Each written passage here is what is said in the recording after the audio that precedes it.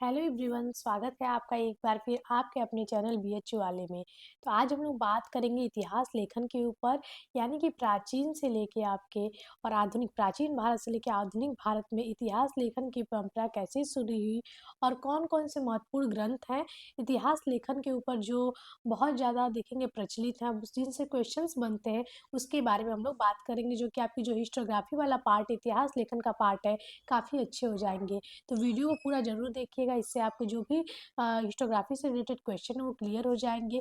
Historiography के साथ साथ जो एंशिएंट, मिडिवल और मॉडर्न की जो फेमस बुक है वो भी आप लोग याद कर लेंगे। इससे पहले भी हमने बहुत सारी बुक्स के और लेखक के जो है ऑथर और बुक के वीडियो अपलोड किए, हिस्टोग्राफी पे भी वीडियो अपलोड है। तो अगर आपने नहीं देखा है तो आप प्ले लिस्ट में जाके देख सकते हैं। ऐसी और भी वीडियो के लिए चैनल को सब्सक्राइब कर लीजिए। तो आज हम लोग बात करेंगे इतिहास लेखन के ऊपर, प्राचीन से आधुनिक भारत के ऊपर। तो जो इतिहास लेखन है, जो इतिहास लेखन की भारतीय परंपरा है, उसमें देखेंगे बहुत सारे लोगों ने बहुत सारे कथन दिए हैं। कुछ विदेशी इतिहासकार कहते थे कि जो भारतीय हैं उन्हें इतिहास लिखने नहीं आता, ऐसी कोई भारत में परंपरा नहीं है। ऐसी बहुत सारी चीज़ें हमें देखने को मिलती है, ऐसा विदेशी इतिहासकार का कथन है। लेकिन हम लोग देखेंगे इतिहास की जो इतिहास शब्द है, इतिहास शब्द की उत्पत्ति हमें देखने को मिलती है, वो हमें वेदों से देखने को मिलती है। जो हमारा अथर्ववेद है, जो लास्ट सबसे वेद है, अथर्ववेद में हम लोग देखेंगे इतिहास शब्द की जानकारी हमें देखने को मिलती है। तो इस बात को बिल्कुल ठुकराया नहीं जा सकता है कि इतिहास का ज्ञान नहीं था भारतीयों को, इतिहास लेखन की परंपरा उन्हें नहीं आती थी, ऐसी कोई चीज़ें नहीं है। तो चलिए चलते हैं आज के वीडियो की तरफ। तो पहला जो बुक आप देख रहे हैं इतिहास लेखन पे, वो है an introduction to Indian historiography. ठीक है, जो इंडियन हिस्टोग्राफी थी, उसके बारे में देखेंगे ए.के. वार्डर ने काफ़ी अच्छे से अपनी इस बुक में बताया है कि भारतीयों की इतिहास लेखन कैसी थी, वो किस धारणा को लेके, किस जो है कि विचारधारा को लेके, और कौन कौन सी चीज़ें उन्हें प्रभावित की है, ये सारी चीज़ें हम लोग देखेंगे, इसमें उन्होंने बताया हुआ है। ठीक है, दूसरा हम लोग देखेंगे, आपको हमने बताया कि ये जो इतिहास लेखन है, भारतीय इतिहास लेखन है, उसकी परंपरा हमें वैदिक पीरियड से देखने को मिलती है। और इसका कहें, एक तरह से कहें, जो श्री गणेश हमें इतिहास लेखन की परंपरा को देखने को मिलती है। साहित्यिक जो चीज़ें हैं वो हमें अपने वेदों से ही देखने को मिलती है। ठीक है,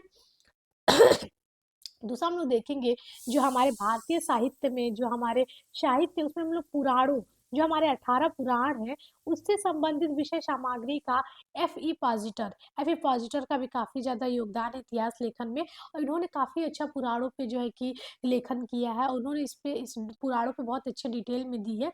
तो एंशियंट इंडियन हिस्टोरिकल ट्रेडिशन, प्राचीन भारतीय जो भी परंपराएं रही हैं, उसके बारे में एफ ई पॉजिटर ने काफ़ी अच्छे तरीके से बताया हुआ है। दूसरा देखेंगे, जो सीतानाथ प्रधान है, उन्होंने अपने ग्रंथ क्रोनोलॉजी ऑफ एंशिएंट इंडिया, यानी कि देखेंगे एंशिएंट इंडिया में जो भी कालक्रम हुए हैं, प्राचीन भारतीय कालक्रम के ऊपर जो इतिहास लेखन हुए हैं, उसके ऊपर काफ़ी विस्तार से सीतानाथ प्रधान ने बताया है। ठीक है, दूसरा हम लोग देखेंगे, गिरीश शेखर बसु ने अपने पुराण प्रवेश में विस्तृत विवेचन किया है। जो इनकी पुराण प्रवेश रचना है गिरीश शेखर बसु की, तो इसमें भी हम लोग देखेंगे इतिहास लेखन की काफ़ी अच्छी झलक देखने को मिलती है। दूसरा देखेंगे, पुराणों को काफ़ी अच्छे से इन्होंने विस्तार से बताया है। तो ये चीज़ें हमें बताती हैं कि हम भारतीयों को भी जो है कि इतिहास लेखन की परंपरा का काफ़ी अच्छा ज्ञान था।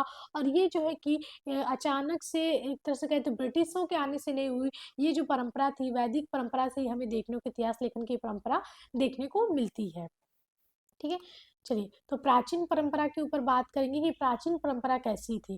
ठीक, तो प्राचीन भारतीय इतिहास लेखन की सबसे बड़ी कमी यह रही कि उसको व्यवस्थित ढंग से नहीं लिखा गया, और न ही उस समय कोई लेखक भी हुआ। ठीक है, ऐसा इतिहासकारों को कहना, ये जो वक्तव्य है कुछ इतिहासकारों का है कि जो प्राचीन भारतीय इतिहास लेखन था, जो इतिहास लिखने की परंपरा थी, उसको सही ढंग से नहीं लिखा गया। जो एक तरह से कहेंगे सिस्टमेटिक होना चाहिए, वो चीज़ें नहीं थी। और उस समय कुछ अच्छे ऐसे लेखक भी नहीं हुए, क्योंकि ये चीज़ें बिल्कुल गलत है। ये ऐसा भी नहीं है कि एकदम नहीं थी, लेकिन कुछ कमियां होंगी जो समय के साथ देखेंगे। बहुत सारी इतिहास लेखन में परंपराएं, बहुत सारी चीज़ें बदली, और आज हम लोग देखेंगे इतिहास लेखन में बहुत सारी चीज़ें जुड़ती चली आई हैं। ठीक, जो एक कलहड़ की राजतरंगिणी है, जो देखेंगे पूर्व मध्यकालीन में जो कश्मीर राजवंश है, उसके ऊपर काफ़ी अच्छा स्रोत है। और ये कश्मीर का इतिहास, और ये भारत का एकमात्र ऐसा कृति है है, जिसे देखेंगे घोषित रूप से औपचारिक इतिहास माना जाता है। पहला क्रमबद्ध इतिहास भी इसे कहा जाता है और ये संस्कृत में है और इससे जो है कि कारकोटक, लाहौर और जो भी देखेंगे उत्पल, यशकर जो कश्मीर की डायनेस्टी है और जो भी छोटे-मोटे राजपूत वंश जो क्षेत्रीय शक्तियाँ थी वर्धन वंश के बाद, उसके बारे में भी हमें बहुत सारी जानकारी देखने को मिलती है इस कृति से। तो माना जाता है कि प्राचीन भारत की ये एकमात्र ऐसी कृति थी जो कि क्रमबद्ध तरीके से लिखी हुई है। ठीक? दूसरा देखेंगे जो कीथ थे, एक इतिहासकार कीथ, उन्होंने कहा है कि भारत में वाक कौशल या वाक पटुता की कोई परंपरा नहीं फली-फूली। यानी कि जो एक तरह से अपनी चीज़ों को व्यक्त करना और वाक कौशल जो होता था, वाक पटुता, उसकी कोई परंपरा जो कि आगे नहीं बढ़ी, बहुत समृद्ध नहीं, ऐसा कीथ का कथन है। कभी-कभी ये कथन भी पूछ देता है। ठीक? दूसरा देखेंगे कीथ ने कर्म और पुनर्जन्म के सिद्धांतों, सर्वशक्तिमान नियति के विधान का उल्लेख किया है और इन्होंने ancient ancient historians of India और स्टडी इन हिस्टोरिकल बैकग्राउंड के लेखक वीएस पाठक, इन्होंने इसकी रचना की है और इन्होंने बताया है कि कैसे जो है कि बैकग्राउंड इतिहास का जो पृष्ठभूमि थी एंशिएंट हिस्टोरियंस के बारे में इन्होंने जो है कि बहुत अच्छे तरीके से विस्तार किया है इस बुक में। ठीक है, कुछ बुक्स हैं जो प्राचीन इतिहास की हैं जिससे हमें प्राचीन इतिहास लेखन के बारे में जानकारी मिलती है। तो वो है विक्रमांक अभ्युदय। ठीक है, पूछता भी है कौन है इसके लेखक, तो सोमेश्वर तृतीय हैं। और ये जो लेखक और चीज़ें हमें देखने को मिलेंगी, ज़्यादातर ये सब जो है कि प्री मिडवल की बुक है, पूर्व मध्यकालीन जो है, कुछ प्राचीन की भी है, कुछ पूर्व मध्यकालीन भी ग्रंथ हैं। ठीक है, पृथ्वीराज विजय जो कि जयानक की है, राजतरंगी जो कि कल्हड़ ने लिखा है और कश्मीर राजवंश का इतिहास हमें देखने को मिलता है इसमें और पहला क्रमबद्ध ऐतिहासिक ग्रंथ है। कभी ये पूछता है इसका अर्थ क्या होता है, तो राजाओं की नदी क्यों, क्योंकि देखिए इसमें बहुत सारे राजाओं का उल्लेख है, एक तरह से पूरे वंश का जो है कि विस्तार से वर्णन कल्हड़ ने किया है। ठीक है, कहा जाता है, कल्हड़ ने कहा है कि कश्मीर एक ऐसा क्षेत्र था जो विप्लव में आनंदित होता था, ऐसा क्षेत्र था कश्मीर, जिसके बारे में कल्हड़ ने ये वक्तव्य दिया है। दूसरा देखेंगे राजतरंगी प्राचीन भारतवासियों द्वारा प्राप्त ऐतिहासिक ज्ञान की उच्चतम सीमा को दर्शाती है। ये आरसी मजूमदार ने जो है कि जो कल्हड़ की राजतरंगी उस पे ये वक्तव्य दिया है कि जो राजतरंगी रचना है वो प्राचीन भारतवासियों द्वारा प्राप्त ऐतिहासिक ज्ञान की उच्चतम सीमा को दर्शाती है। यानी कि जो इतिहास लेखन है इसकी जो ऐतिहासिक परंपरा है काफ़ी उच्च जो है कि सीमा तक गई है और बहुत अच्छे से इसमें इतिहास लेखन को दर्शाया गया है। ठीक है, दूसरा जो देखेंगे ऐतिहासिक लेखन के क्रमबद्ध आगे सीरीज में, तो वो नृपावली के लेखक क्षेमेंद्र हैं। इन्होंने भी बहुत सारी अपनी रचनाएं की हैं जो कि काफ़ी फेमस हैं प्राचीन भारत में।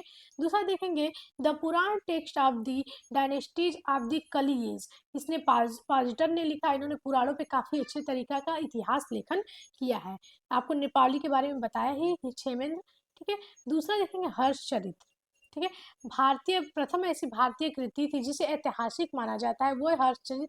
और इसमें देखेंगे इस पे बहुत सारा मतभेद दिया गया, बहुत सारे इतिहासकार इस पे बहुत सारे व्यंग किए हैं कि ऐतिहासिक कृति नहीं है।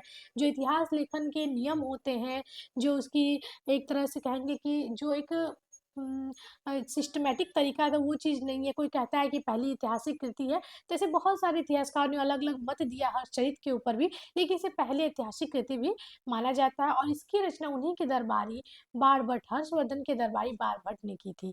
ठीक है? बाणभट्ट हर्ष की सभा में रहते थे, आपको हमने बताया। इन्होंने और भी बहुत सारी रचना की है, कादम्बरी जैसी रचनाएँ। ठीक है? हर्ष खुद जो है कि एक अच्छे साहित्यकार थे। इन्होंने प्रियनार यानी कि प्रिय नार 3 ग्रंथ लिखे हैं, प्रियदर्शिका,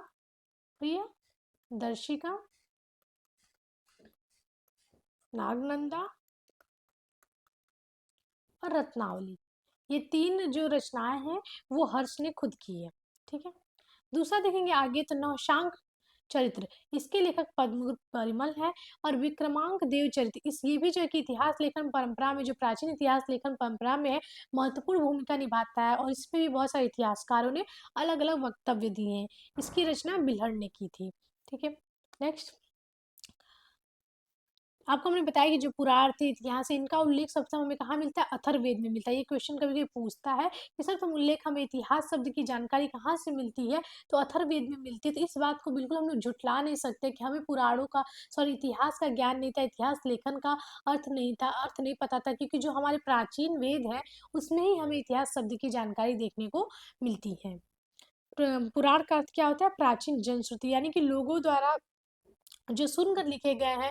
जनश्रुति मतलब जन मतलब लोक, श्रुति मतलब सुनकर, जो लोगों द्वारा सुन के लिखे गए हैं उसे ही पुराण कहते हैं। ठीक है। नेक्स्ट है दूसरा जो महत्वपूर्ण इतिहास लेखन में ग्रंथ है, वो नामलिंग अनुशासन है। इसके जो इतिहासकार है वो अमर सिंह है, और ये अमर सिंह वही है जिन्होंने एक और ग्रंथ लिखा है, अमरकोश। अमरकोश। और ये जो है कि गुप्ता पीरियड के जो चंद्रगुप्त विक्रमादित्य थे, जिन्होंने विक्रमादित्य की उपाधि धारण की थी शकों को हराने के बाद, चंद्रगुप्त द्वितीय भी कहते हैं इनको, इन्हीं के 9 रत्नों में से एक थे। ठीक है, ये अमरकोश, अमर सिंह। ठीक है। दूसरा देखेंगे जो इंडियन हिस्टोरिकल ट्रेडिशन के लेखक है वो पॉजिटर। पॉजिटर देखेंगे इतिहास के जो बहुत सारे ग्रंथ हैं, भारतीय इतिहास के जो इतिहास लेखन है उसपे बहुत सारे वक्तव्य दिए हैं, बहुत सारी बुक लिखी हैं, तो पॉजिटर का बहुत बड़ा योगदान है। दूसरा अब हम लोग देखेंगे मध्यकालीन परंपरा, उसकी कुछ बुक्स को देखेंगे।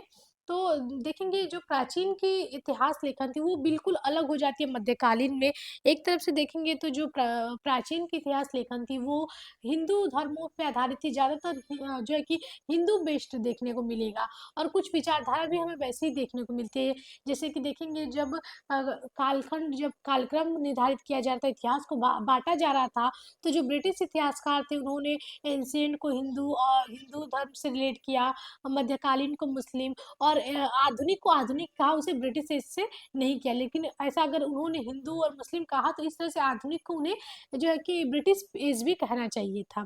इसी तरह मध्यकालीन परंपरा में लोग देखेंगे जो ज़्यादातर हमें इतिहास लेखन देखने को मिलता है वो ज़्यादातर शरीयत पे आधारित है, मुस्लिम चीज़ों पे आधारित है, उसी दृष्टिकोण पे आधारित है। क्योंकि जो इतिहास लेखन होता है, कॉलिंगवुड का जो फेमस कोट है कि समस्त इतिहास विचारों का इतिहास है, एक समग्र इतिहास समकालिक इतिहास होता है, जो क्रोची ने कहा है। तो जो समकालीन सिचुएशन होती है वो कहीं न कहीं इतिहासकार को उस जो है कि इतिहास लेखन को जिस टाइम में वो लिखता है वो समय, वो सारी चीज़ों से कहीं न कहीं प्रभावित करती है, और वो उसके इतिहास लेखन में हमें देखने को मिलता है। तो जो सबसे फेमस मध्यकालीन इतिहास हमें देखने को मिलता है वो है तबकाते नासरी, जिसे हमें देखेंगे गुलाम वंश के बारे में और भी बहुत सारी चीज़ों के बारे में, दिल्ली सल्तनत की बहुत सारी जानकारी और इतिहास लेखन में महत्वपूर्ण भूमिका निभाती है तबकात नासरी, जो कि मिन्हाज सिराज ने लिखा है। दूसरा है तारीख मुबारक शाही, जिसे याहिया बिन सरहिंदी ने लिखा है। और दूसरा देखेंगे अहमद सरहिंदी, इन्होंने जो है कि महत्वपूर्ण भूमिका निभाई है, और इनका जो तकिया कलाम था वो है केवल अल्लाह ही सच जानता है, यही अमन सरहिंदी है। तारीख मुबारक शाही में जो इनकी याहिया बिन सरहिंदी की रचना है, मोहम्मद गोरी के समय से लगभग 1434 ईस्वी तक मुख्य राजनीतिक घटनाओं का स्पष्ट वृत्तांत है। यानी कि जो ये तारीख मुबारक शाही, इसमें हमें देखेंगे बहुत सारी जानकारियाँ पूरी एक तरह से दिल्ली सल्तनत से लेकर बहुत सारी जो है कि डायनेस्टी को कवर किया है, और बहुत सारी जानकारी हमें देखने को मिलती है। तारीख मोहम्मदी जो कि फेमस है, इसे मोहम्मद बिहामद खानी ने लिखा है। दूसरा देखेंगे ताजुल मासिर है, यहाँ पे उल है यहाँ पे, ठीक है। ताजुल मासिर जो कि देखेंगे ये भी दिल्ली सल्तनत का, गोरी के टाइम पीरियड का काफ़ी अच्छा इतिहास लेखन है, और इससे भी हमें बहुत सारी जानकारी मिलती है। इसे हसन निजामी ने लिखा है। अमीर खुसरो जो देखेंगे कहा जाता है कि इन्होंने 8 सुल्तानों का कार्यकाल देखा है, 8 सुल्तानों का। ठीक है। तो इतनी बड़ी जो है कि सुल्तानों का कार्यकाल देखा है, तो इन्होंने काफ़ी सारी जो है कि डायनेस्टी को कवर किया है, और इनकी जो जो रचनाएँ हैं जिसमें किरानुस्सादीन, मिफ्ताहुल फुज़ूल, आशिका, नूहे शिपियर, तुगलकानामा, ये सारी रचनाएँ देखेंगे जो इतिहास लेखन की परंपरा है, और इतिहास लेखन में महत्वपूर्ण स्थान रखती हैं, और बहुत सारी जो है कि इतिहास लेखन से संबंधित जानकारियाँ हमें देती हैं मध्यकालीन भारत की। दूसरा है फुतुह सलातीन, जिसे इसामी ने लिखा है, और इनका देखेंगे फेमस कोट रजिया के बारे में है कि रजिया जो है कि स्त्री थी, स्त्री है इसलिए वो जो है कि राजा बनने की योग्य नहीं है, स्त्रियों को चरखा चलाना चाहिए, उन्हें घर से बाहर नहीं निकलना चाहिए, ये सारी चीज़ें देखेंगे उस समय के इतिहासकारों की विचारधारा हमें दिखाती है, और इसी तरह से इतिहास लेखन में भी इनके जो विचार थे उसे हमें कहीं न कहीं देखने को मिलते हैं। ठीक है। दूसरा देखेंगे फाजिल इतिहास के लेखक मनाकिब या फाजल जो है वो अफीफ हैं, और इन्होंने और भी बहुत सारी रचनाएं की हैं, जिसमें तारीख फिरोज शाही जो कि बर्नी और अफीफ दोनों लिखे हैं, इनका शमसे सिराज अफीफ नाम था। तो इन्होंने भी जो है कि इतिहास लेखन में महत्वपूर्ण भूमिका निभाई है। ठीक है। मुगलों से पूर्व इंडो मुस्लिम इतिहास लेखन की मुख्य विशेषताएं क्या है? तो मुगलों से पूर्व जो इतिहास लेखन लिखे गए उसकी जो मुख्य विशेषताएं वो है कि इतिहास की गौड़ भूमिका, ठीक है? गौड़ भूमिका, अतीत को एक प्रक्रिया के रूप में नहीं देखना, यानी कि अतीत से कुछ नहीं सीखना। जो कहा जाता है कि इंसान चाहे शासक वही होता है जो अतीत से सीखता है, तो अतीत को उन्होंने नहीं देखा, अतीत में जो चीज़ें हुई हैं, उससे कोई चीज़ें नहीं सीखा नहीं, तो ये एक बहुत बड़ी कमी देखने को मिलती है। दूसरा हम लोग देखेंगे some studies in pre Mughal Muslim historiography के लेखक पीटर हार्डी हैं, और इन्होंने इस बुक में बताया है कि जो प्री मुगल हिस्ट्री के लेखक थे, उनका जो इतिहास लेखा था वो कैसा था, और कैसी-कैसी जो है कि कमियाँ उन्हें वो देखने को मिली हैं।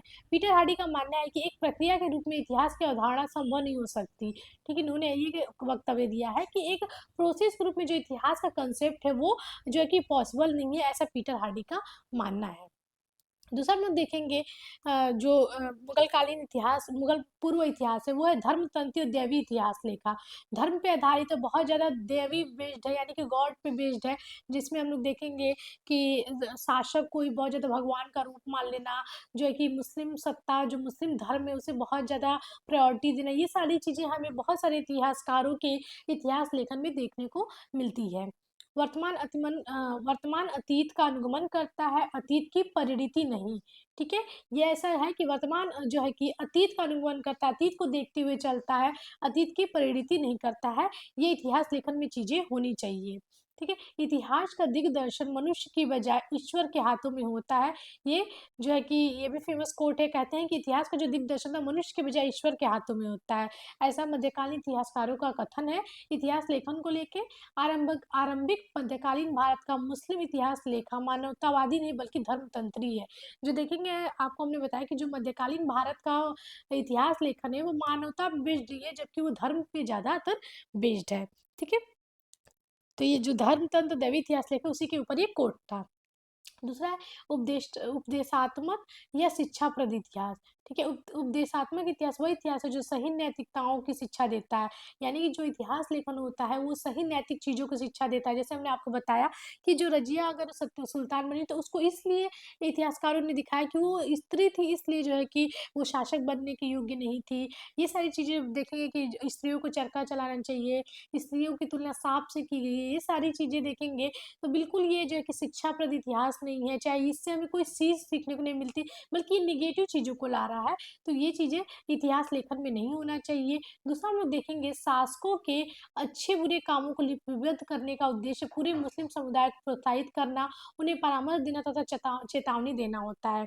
दूसरी चीज़ें देखिए शिक्षाप्रद ये चीज़ें हैं कि जो दरबारी थे, तो ज़्यादातर देखेंगे जो दरबारी थे, जैसे बर्नी को ही ले लें, तो वो फिरोज़ शाह तुगलक की प्रशंसा करते थे बहुत ज़्यादा, और बहुत सारी उनके फ़ेवर में चीज़ें लिखी हैं, तो ये चीज़ें इतिहास लेखन में नहीं होनी चाहिए। एक जो है कि इतिहासकार को बायस नहीं होना चाहिए, किसी एक के प्रति जो है कि ज़्यादा समर्पित नहीं होना चाहिए। उसे इतिहास में अच्छी चीज़ें, बुरी चीज़ें, एडवाइस, वार्निंग सारी चीज़ों को इंक्लूड करना चाहिए।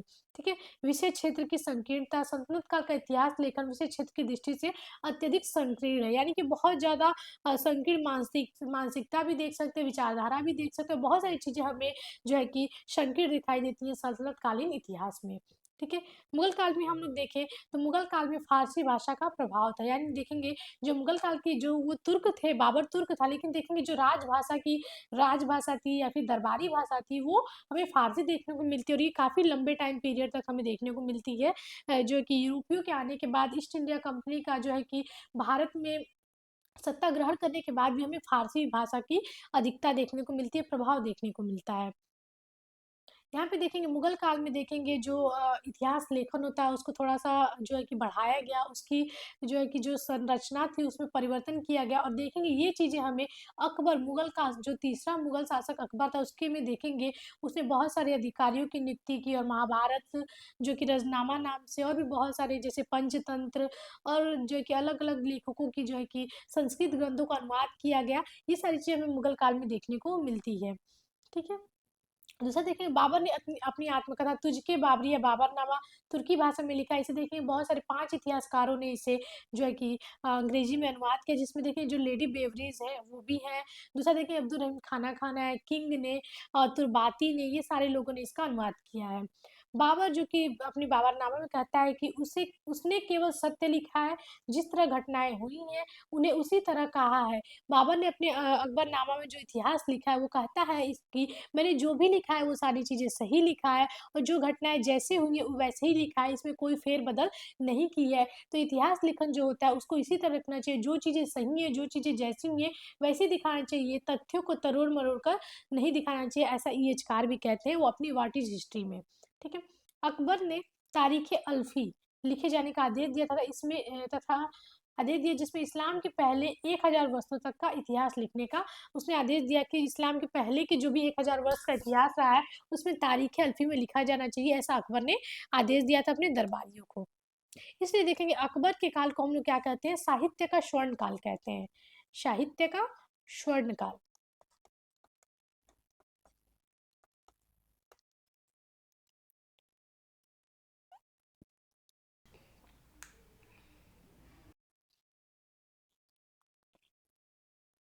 नेक्स्ट हम लोग देखें तो बदायूंनी के ज्ञान का दायरा अत्यंत व्यापक तथा विविधतापूर्ण था। ऐसा अबुल फैजी जो कि अबुल फजल जो थे जिन्होंने अकबरनामा लिखा उनके बड़े भाई थे और बदायूंनी के बारे में इन्होंने ऐसी टिप्पणी की है कि उसका जो ज्ञान का दायरा था वो अत्यंत व्यापक और विविधतापूर्ण था। बहुत सारी चीज़ों को लेकर वो चलता था। ये मुंतक तवारीख जो कि बदायूंनी की रचना है कि सबसे महत्वपूर्ण विशेषता यह है कि यह शायद इसकी निरंतर जारी रहने वाली व्यक्तिनिष्ठा है, जिसका कारण यह रहा होगा कि लेखक ने असीम भावनात्मक दबाव के भीतर अपनी पुस्तक लिखी है।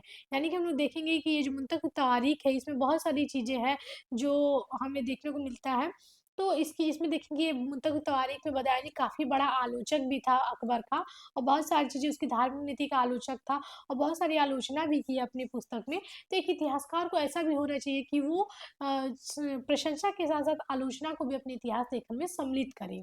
ठीक है? मालियर का कथन है कि यदि चिकित्सा का ज्ञान उम्र को बढ़ा पाता है तो चिकित्सकों को की कभी मृत्यु नहीं होती। यानी कि कहा जाता है कि ये कोट्स इस तरह से समझें कि अगर आपको बहुत सारा ज्ञान है, बहुत सारी चीज़ें हैं, लेकिन आप उसको इतिहास लेखन में डाल देंगे तो इतिहास बिल्कुल बदल नहीं जाएगा आपके ज्ञान से। यही चीज़ है कि बहुत ज्ञान अगर उनको बढ़ा देता है तो चिकित्सकों की कभी मृत्यु नहीं होती, ये मालियर का कथन है।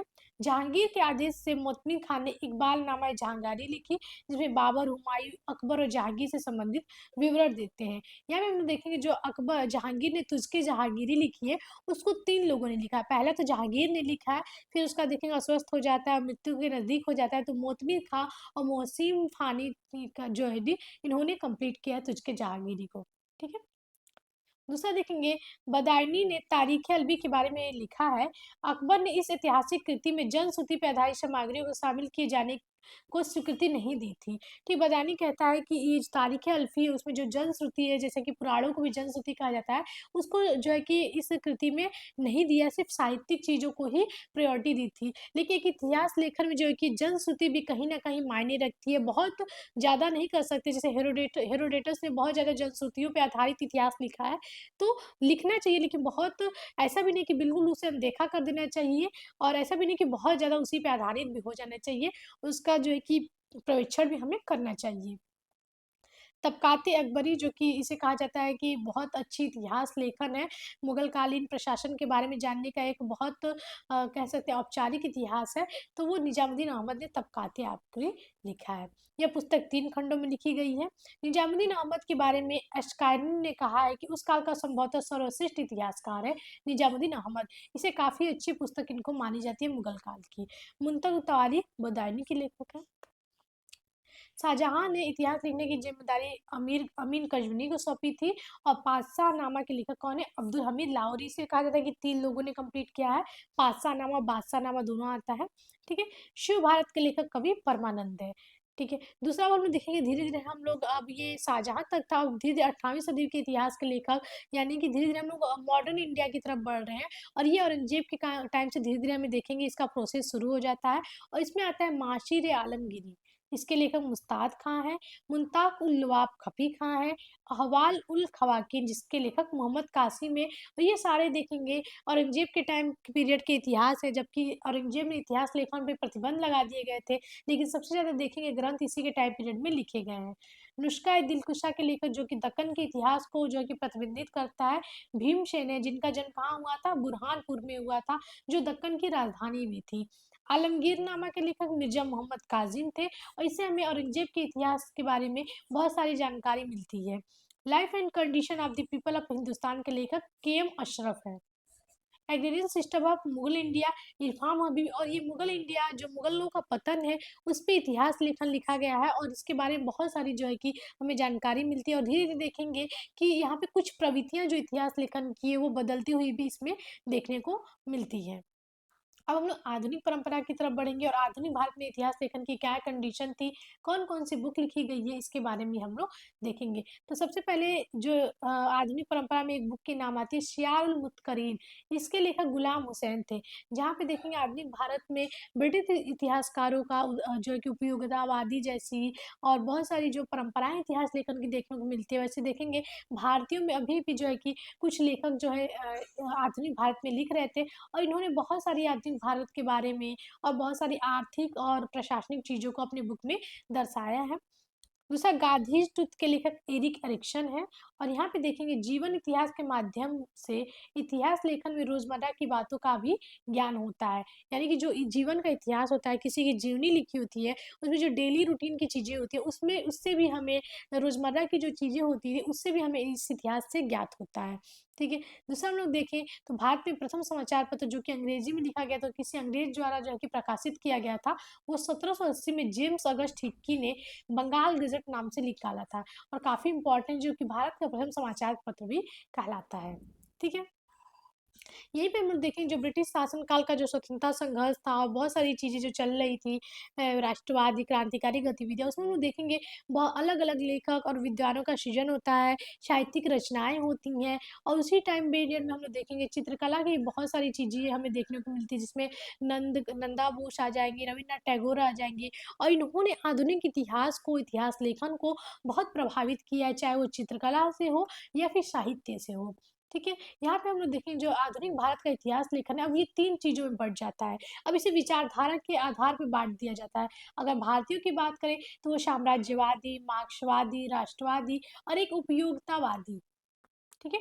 उपयोगितावादी, ये सारी चीज़ें और भी बहुत सारी जो है कि विचारधारा इस पे जो है कि आधुनिक इतिहास लेखन को बाँट दिया गया और इतिहासकारों को भी इसी के जो है कि उनकी विचारधारा के हिसाब से आधुनिक भारत के इतिहास लेखन को बाँट दिया गया। यहाँ पे देखेंगे इतिहास की शुरुआत समसामयिक लेखन से होती है। आपको हमने बताया कि जो समस्त इतिहास होता है वो समसामयिक इतिहास होता है यानी कि जो अभी चल रहा है उससे जो चीज़ें हैं, जो करंट की चीज़ें वो कहीं न कहीं इतिहास लेखन को प्रभावित करती हैं और वो उसी से कहीं न कहीं इतिहास लेखन की चीज़ें शुरू होती हैं। ठीक है? इसमें हम लोग देखेंगे तो निबंध माला के लेखक विष्णु शास्त्री चिपलुंकर जो कि काफ़ी महत्वपूर्ण योगदान है इनका इतिहास में। यहाँ पे हम लोग देखेंगे विदेशी हुकूमत के खिलाफ अपने देश का स्वतंत्र इतिहास लेखन स्वयं विकसित करने की मांग पर सबसे ज्यादा बल दिया बंकिम चंद्र चट्टोपाध्याय जो कि वंदे मातरम के रचयिता भी हैं और इन्होंने सबसे फेमस इनकी जो बुक है बहुत सारी चीजें हमें देखने को मिलती है आधुनिक भारत से रिलेटेड आनंद मठ इसमें हम लोग देखेंगे सन्यासी विद्रोह की भी जानकारी मिलती है तो देखेंगे जो इतिहास लेखन होती है जो स्वयं से विकसित की गई सबसे ज्यादा बल जो अगर दिया ब्रिटिशर्स के खिलाफ जो लिखने के लिए बल दिया वो बंकिम चंद्र चट्टोपाध्याय और देखेंगे कि इसी से आगे हमें बहुत सारी लेखनी ब्रिटिश हुकूमत के खिलाफ देखने को मिलती है। सिराजुद्दौला जो कहाँ थे बंगाल के नवाब थे और प्लासी का युद्ध इन्होंने ही लड़ा था। तो इनके लेखक कौन है? तो बंगाल के नवाब अक्षय कुमार मित्र। अक्षय कुमार मित्र और इनके इस इतिहास लेखन से हमें तो उस समय की जो बंगाल की कंडीशन थी, बंगाल के नवाबों के बारे में बहुत सारी जानकारी मिलती है। आधुनिक हिंदी साहित्य का जनक जिसे कहा जाता है भारतेंदु हरिश्चंद्र इन्होंने भी देखेंगे जो इतिहास लेखन है ब्रिटिश हुकूमत के खिलाफ जो इतिहास लेखन है उसे लिखा है और बिना किसी जो है कि दबाव के निष्पक्ष होके इस इतिहास को लिखने की परंपरा इन्होंने शुरू किया है भारत दुर्दशा तथा भारत जननी नाटक के लेखक भी भारतेंदु हरिश्चंद्र है वीर विनोद के लेखक कविराज श्यामल दास है राइज ऑफ मराठा पावर के लेखक महादेव गोविंद रानडे हैं इन्होंने मराठों के ऊपर काफी अच्छा इतिहास लिखा है हिस्ट्री ऑफ द पंजाब के लेखक मोहम्मद लतीफ़ है और एक मुस्लिम इतिहासकार थे जिन्होंने पंजाब के ऊपर उसकी हिस्ट्री लिखा है मेमोरीज ऑफ माई लाइफ ये एहसन बनर्जी की है और इन्होंने भी बहुत सारी चीज़ें बहुत सारे संगठनों की स्थापना की और इन्होंने भी इतिहास लेखन में महत्वपूर्ण भूमिका निभाई ऑटोबायोग्राफिकल राइटिंग इनके लेखक लाला लाजपत राय हैं और इन्होंने शिवाजी छत्रपति शिवाजी भी लिखा है और इन्होंने मराठा के ऊपर काफ़ी अच्छी जानकारी दी है और इतिहास लेखन में महत्वपूर्ण भूमिका निभाई है। ऑटोबायोग्राफी जवाहरलाल नेहरू की रचना जो कि इतिहास लेखन में महत्वपूर्ण भूमिका निभाती है। काफ़ी लंबा विस्तृत वर्णन है। आधुनिक भारत की बहुत सारी जानकारियाँ, उसकी लेखन परंपरा, रोज़मर्रा की चीज़ें, ब्रिटिश हुकूमत के खिलाफ जो भी चीज़ें थी, सारी चीज़ें हमें देखने को मिलती है। प्रॉस्परस ब्रिटिश एंड इंडिया के लेखक विलियम डिग्बी हैं। 20वीं सदी के इतिहासकार जो थे 20वीं सदी के इतिहासकार भारत के जो है जीएस सरदेसाई, जदुनाथ सरकार, जीएस ओझा, सुलेमान नदवी, केपी पद्मनाथ मेनन, श्रीनिवासाचार्य और केएम पनिकर, इन्होंने जो है कि 20वीं सदी के इतिहास लिखा है और काफ़ी सारी इनके जो इतिहास लेखन है, जो अभी भी देखेंगे इतिहास लेखन में महत्वपूर्ण भूमिका निभाती है, जिसमें जदुनाथ सरकार की बहुत महत्वपूर्ण भूमिका है, जिन्होंने मराठा के ऊपर, जो है कि दक्कन की हिस्ट्री के ऊपर काफ़ी जोर दिया है। वहीं केएम पनिकर देखेंगे, केएम पनिकर देखेंगे जो हमें आधुनिक भारत का इतिहास है, जो ब्रिटिश पीरियड है, उसके बारे में बहुत सारी जानकारी देते हैं और इनके इतिहास लेखन से हम जो है कि इतिहास लेखन को समझना काफ़ी आसान हो जाता है। तो आज हमने आधुनिक भारत, प्राचीन भारत, मध्यकालीन भारत के इतिहास लेखन परंपरा को समझने की कोशिश की, उससे रिलेटेड कुछ बुक को देखने की कोशिश की। आशा करते हैं आपको वीडियो काफ़ी अच्छी लगी होगी। वीडियो को लाइक करिए, शेयर करिए और ऐसी और भी वीडियो के लिए कमेंट करिए और वीडियो अच्छी लगी तो चैनल को सब्सक्राइब कर लीजिए ताकि आपको ऐसी ही वीडियो मिलती रहे। कोई भी क्वेरी हो आप हमारे हेल्पलाइन नंबर पे कॉल कर सकते हैं। ऐसे हमारे साथ बने रहिए। धन्यवाद।